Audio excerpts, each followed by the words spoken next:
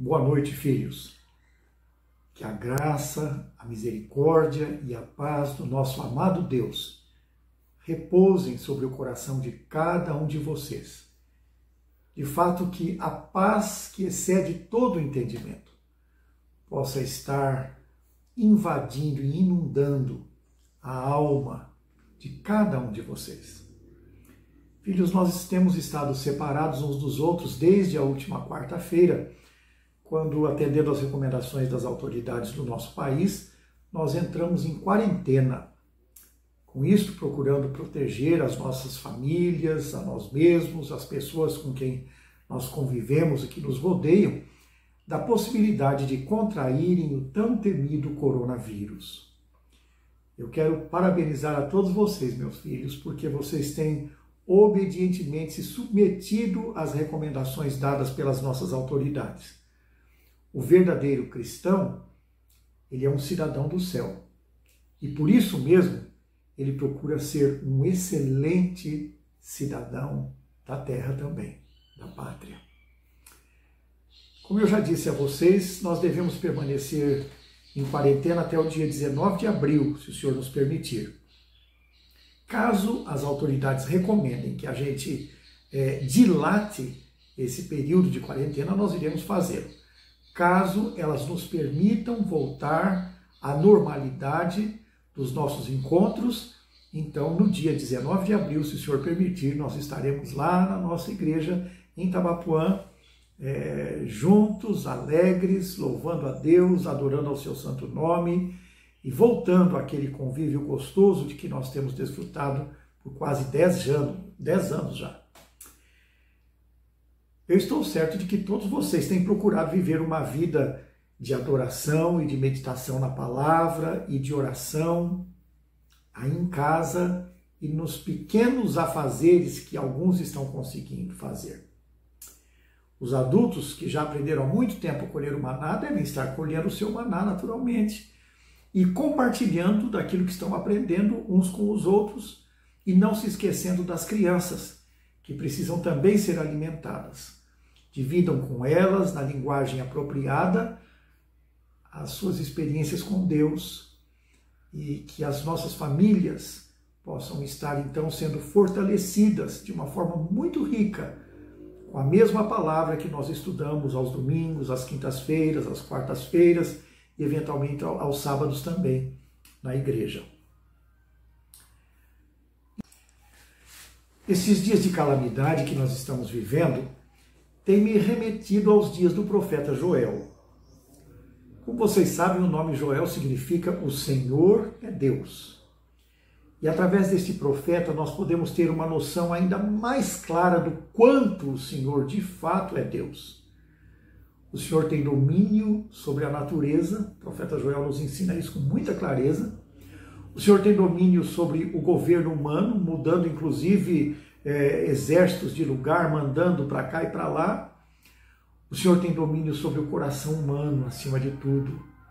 E em sua bondade, Ele leva o homem ao arrependimento.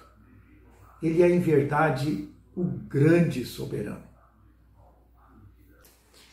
Nós não sabemos exatamente a época em que Joel viveu, mas nós sabemos que, aproveitando-se de uma ocasião calamitosa na vida do Reino do Sul, o Reino de Judá, quando gafanhotos, seca, fogo trouxeram prejuízos incalculáveis à nação, o profeta Joel anuncia o dia do Senhor, em que se conhecerá claramente o poder da ira de Deus.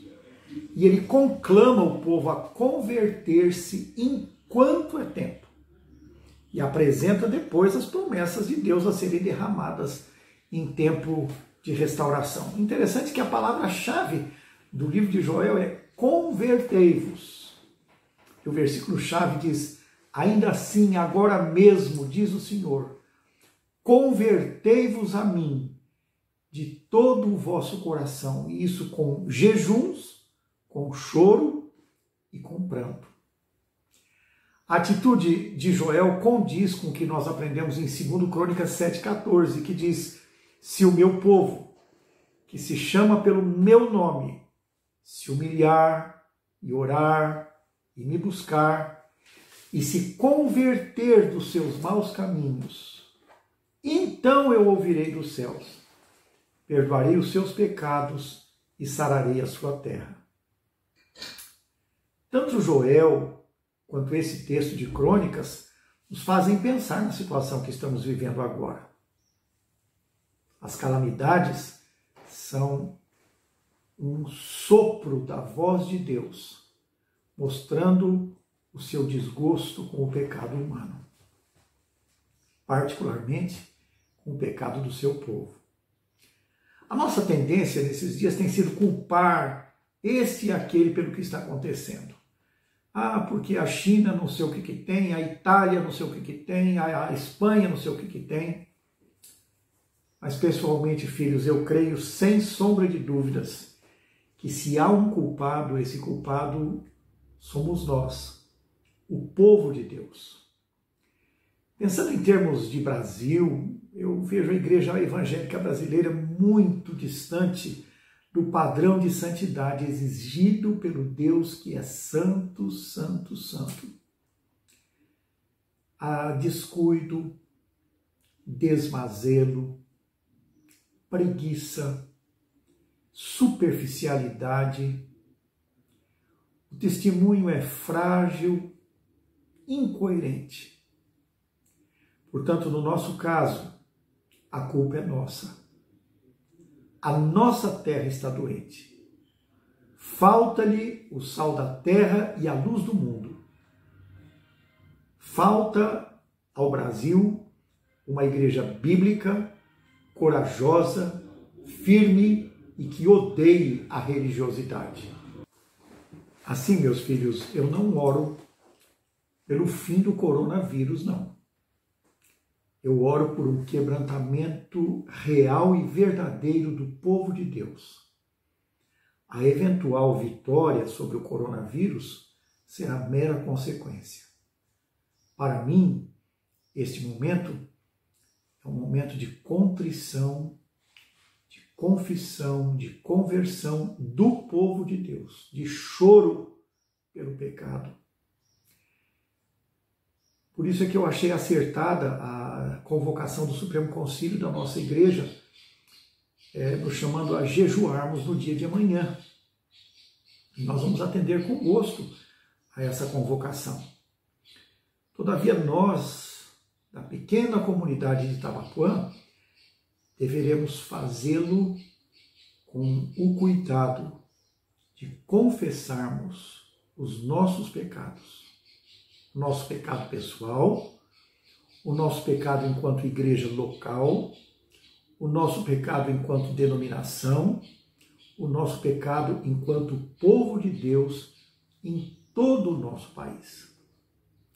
O dia de amanhã é dia de jejum, sim, mas não é jejum para a busca de uma bênção, simplesmente. É dia de quebrantamento, de lágrimas diante de Deus. Eu já ensinei a vocês mais de uma vez o que é jejuar e etc., mas eu vou deixar alguns lembretes para que vocês possam ter bem claro na memória aquilo que deve acontecer no dia de amanhã. Primeiro, vamos lembrar que jejum é um exercício espiritual, é um exercício através do qual nós nos colocamos diante de Deus para dizer a Ele: Senhor, o Senhor é mais importante do que a nossa própria sobrevivência física. O Senhor é mais importante do que tudo para nós. Por isso nós estamos abandonando até aquilo que é básico para a sobrevivência do nosso corpo, para nos colocar na Tua presença. O jejum tem aquela finalidade muito linda e principal de adoração. Senhor, nós estamos aqui deixando tudo, porque Tu és mais importante. Em segundo lugar, o jejum é um exercício espiritual para nos fazer lembrar que a nossa carne não pode mandar em nós. E quando eu vejo a fraqueza da igreja, quando eu denuncio a fraqueza da igreja, a nossa fraqueza, eu estou pensando certamente o quanto a nossa carne tem mandado em nós.